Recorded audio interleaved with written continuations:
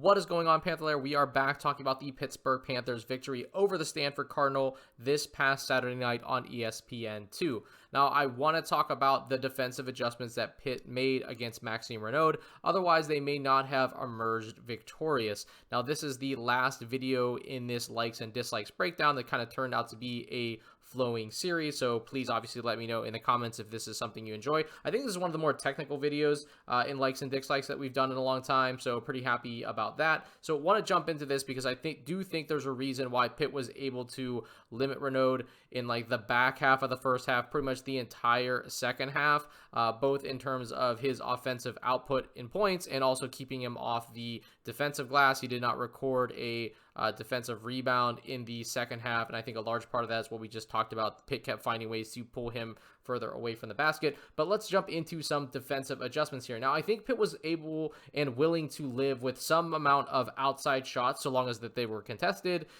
in this game with Renaud. So you can see early in the game, Stanford likes to run these kind of two-man game, empty side here. Let's just get the defense to have to put as many eyes as possible on Renaud in this action.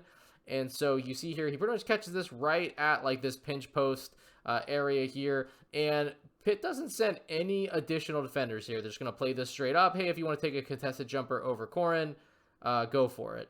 And obviously, I think he went 6 for 7 in the first half, so he was, doing a pretty good job of making a lot of these. Now, here's what I don't think the Panthers wanted to allow happen, and that was a post-up with absolutely no help.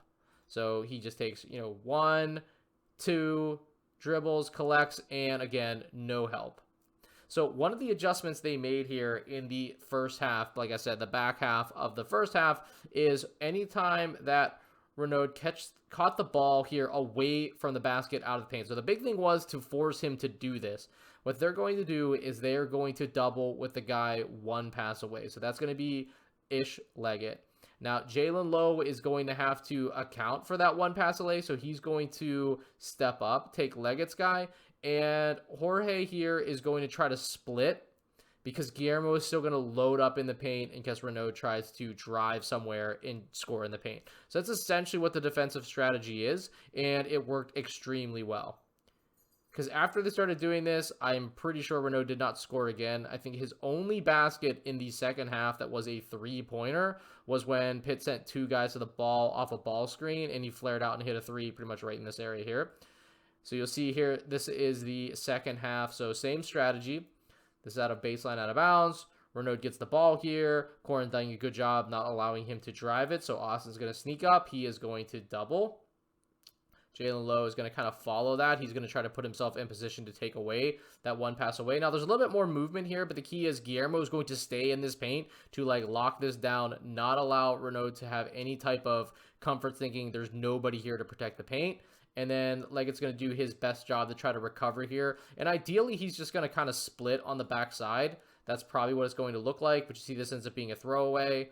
And Austin gets a nice steal and dunk and transition. So this is back to the first half, but this is kind of ideally what I think they want them to do. So when I say that, like, I don't think they were willing to let Renaud just dribble around in the post until he scored. You could see here, 4 minutes into the first half, he's going to catch this ball. Corin's going to come over and double. And I think this is what Pitt is wanting to do. I think this is the plan. Do not allow him to make, wreak havoc on us or wreak havoc on us in the paint here. And so he's going to have to kick this out. Now, ideally, Lowe has to be in this position because he has to kind of guard this dunker spot. But I think Leggett could be sunken even a little bit more in splitting here because Austin is just obviously going to take one pass away. So not the end of the world. This ends up being a missed three as you're going to see. But I think if you like further film review, this is probably the more ideal positioning for him. Lowe ends up making out there, makes this a contest anyways. Corin, really good job rebounding and being physical in the lane. So again, I think that's kind of the plan that Pitt went with. They did not want to allow him to be able to get a lot of paint points. They're willing to live with contested outside jumpers. He just happened to get hot really early. And when he started catching the ball just like inside the three-point line, 5 feet in the three-point line, they decided that they were going to do the strategy I said. They're going to just go double from one pass away. the next closest guy is going to kick over to the one pass away guy, the Guillermo or Cam, depending on who it was. And in those instances, I think Guillermo was always in the paint. And then the guy on the backside was ideally either going to kind of like zone split or whatever to try to take away those skip passes. So really good job by Pitt sticking with this. Renaud was hot early, but Pitt said, hey, this is what we're going to stick with. After he started hitting jumpers, they said, hey, let's make this adjustment. They never were going to allow him to try to beat them in the post. So really good job by Jeff Capel and staff by putting this together. Be curious to kind of see what they put together against Cooper Flagg, who is obviously a much different animal. But you could obviously see that Pitt is dialing up some defensive strategy here. This one worked really well, allowed them to get a win at home.